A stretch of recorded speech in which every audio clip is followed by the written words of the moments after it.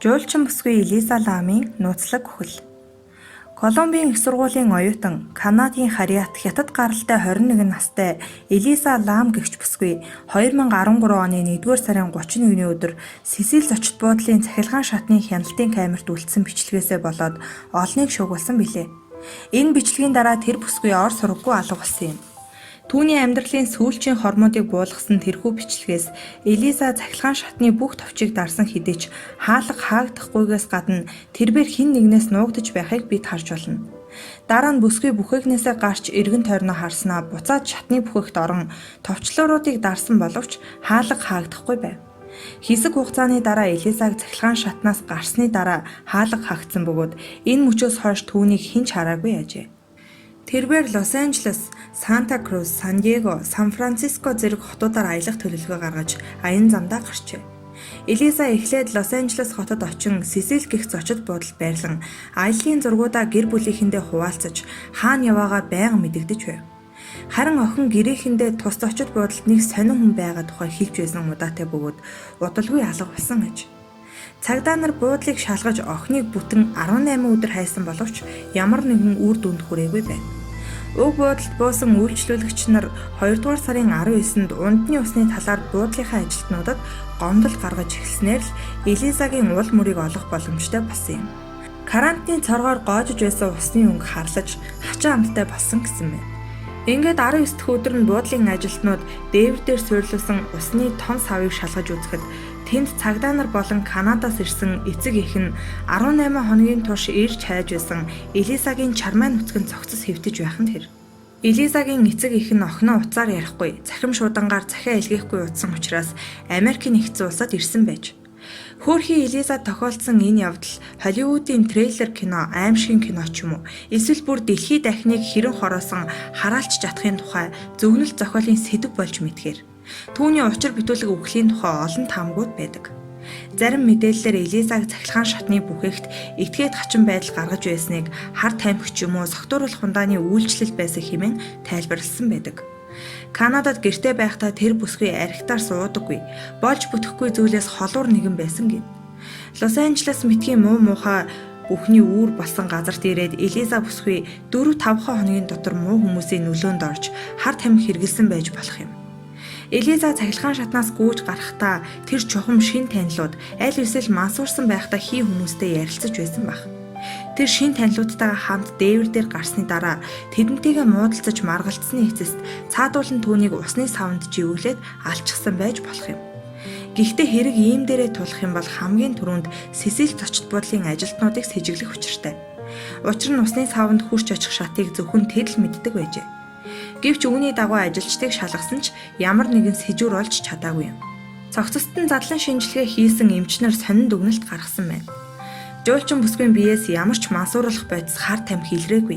Түүнээс гадна ямар нэгэн хүч хэргэлсэн уул мөр болон хөхөрсөн, бяцарсан, шалбарсан зүйлс огт байгаагүй ажээ. Тэрч бүх хил усан дотор байхдаа насварсан бөгөөд ингэхдээ үүнээс өөрөө зайлс хийх гэж огт оролдоогүй болохыг тогтоосон байна. Мөн их сурвалжуудын мэдээллээр бүсгүйг ямар нэгэн шашны бүлэглэл, элдв урсгалд юр хамаардахгүйгээс гадна өмнө нь амиа хорлох оролдлого хийж байгаагүй гэжээ. Цогцост хийсэн шинжилгээг үндэслэн түүний үхлийг ямар нэгэн гадны нөлөөгүй, золгүй тохиолдол хэмээн дүгнээд уг хэргийг хаасан байна. Элиза яаж яваад дээвэр дээр гарчихсан, алга болохоос өмнө яагаад этгээд хачин ааш гаргаж байсан зэргийг одоо цагдаагийн газар сонирхоо болсон ажээ. Хэдийгээр гэр бүлийнхэн нүгүйсгдэгч энэ хэргийг сонирхон судалсан олон хүн Элизаг шизофрен юм уу эсвэл сэтгцийн өөр гажигтай байсан гэдэгт итгэдэг аж. Бичлэг дээрх бүсгүйн этгээд байдал влог дээрээ бичсэн зарим зурвасыг харуул энэ бүхэн үнэн байх магадaltaй юм. Түүнээс гадна Ванкуверт байдаг найз нар нь түүнийг яагаад гинэтхэн ганцаараа Калифорник зорих болсныг маш их гайхдаг байна. Эмч нарын хэлж байгаагаар шизофрен өвчний шинж тэмдэг тодорхой нэгэн цаг үе хүртэл далд хэлбэртэй байж байгаад сэтгэл санааны дарамтанд орох үед гинэт гадагшилдаг юм байна. Гэхдээ Элизаг нэгэн сайтын влогт сүүлийн үед сэтгэл санааны дарамтаас ангижирч чадаж байгаа тухайга бичсэн байхыг болжээ. Тэрбээр Америкт аялснараа сэтгэл санаагаа өөдөн татаж, шин сэтгэгдэл адал явдал олж авахар зэхэж байсан бололтой. Элиза загвар зохиох хөгжим сонсох дуртай агаад Harry Potter-ын тухай романуудыг шимтэн уншдаг. Жүжигчин Райан Гослингийг бишрэн шүтдэг. Нийтийн сүлжээнд олон найзтай байсан гин. Хэрвээ энэ нь амиа хорлсон хэрэг аваас тэр нь урьдаас төлөвлөөгүй байсан байж таарна. Тэгээд Элиза өөрөө дээвэр дээр гарч усны савыг ганцаараа нээж хааж чадахгүй байсан шүү дээ. Мөн Японы хий үзэгдэл чөтгөрт итгэгч нар удахгүй Элизагийн хий үзэгдэл зочид буудлын хонглоор явж эхлэн хэмээн зүгэндэг байна. Дээвэр дээрх усны савн живж өгсөн Аз гаралтай охин бол Кожи Сузуки хэмээх зохиолчийн Бараан ус хэмээх нэрд гарсан аимшигын романы нэг баатар юм. Тэр зохиолд Мицуко гэгч бяцхан охин усны савнд санамсаргүй унаад живж өгснөхийн дараа тэрхүү олон давхар байшингийн орсон суугчдын зүрхэнд орсон аимшигт хий үзэгдэл болж хувирдаг тухай гардаг юм. Бараан ус хэмээх романаар Америкчуудын хийсэн киноны нэг баатрыг Сизил хэмээн нэрлэдгийг ч дурсахгүй өнгөрч болохгүй.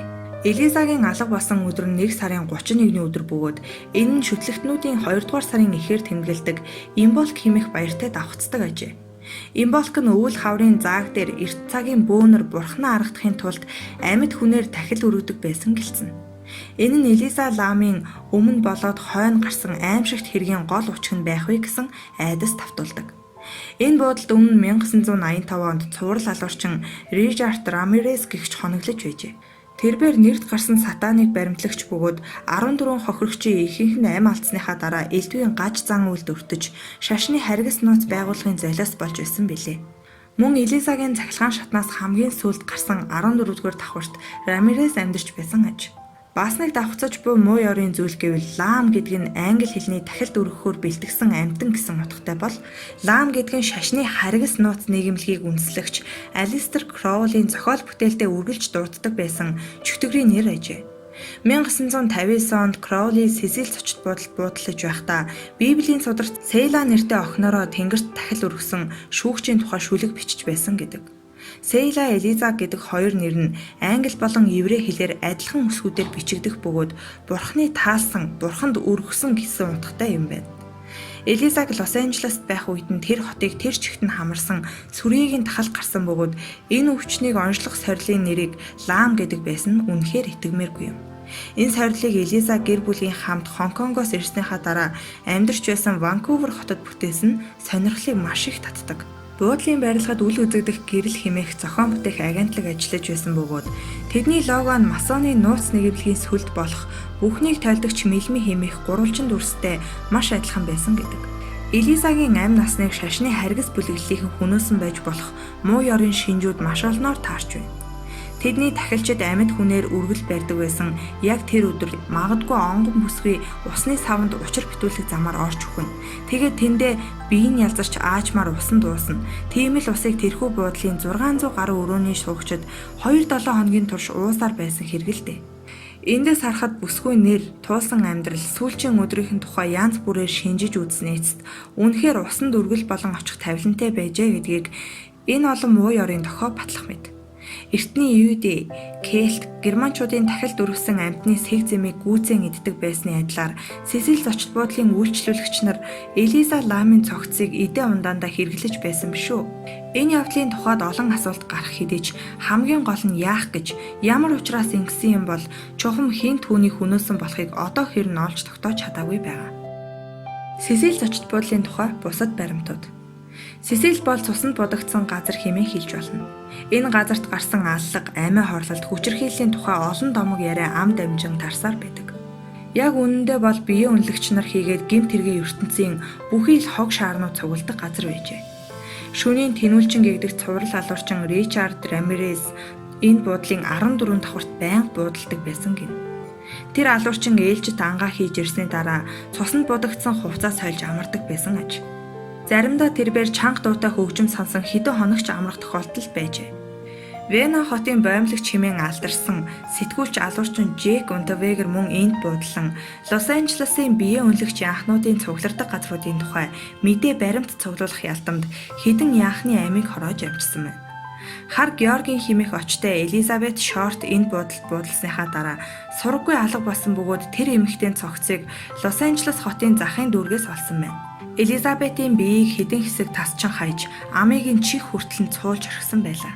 Мөн 1962 онд Лос Анжелес Таймс сонинд гарсан өгүүлэлт нэгэн эмэгтэй амиа хорлохоор уг зочид буудлын цонхоор өсгөрсөн бөгөөд ингэхдээ доор явсан явган зорчигчийг дарж алсан тухай бичсэн байна.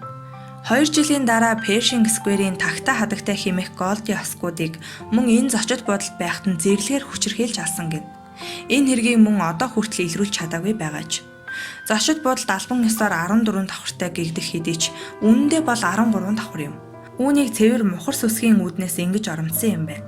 Америкийн нэгдсэн улсын олон зочид буудал бас ийм дүр төрхтэй ажээ. Уг зочид буудал анх нэгдэхдээ 700 өрөөтэй гэгдэж байсан ч одоо ердөө 600 өрөөл үйлчлүүлэгч хүлээн авах боломжтой юм. 666 дугаарын өрөөг бол хизээч ашиглаж байгаагүй гэнэ.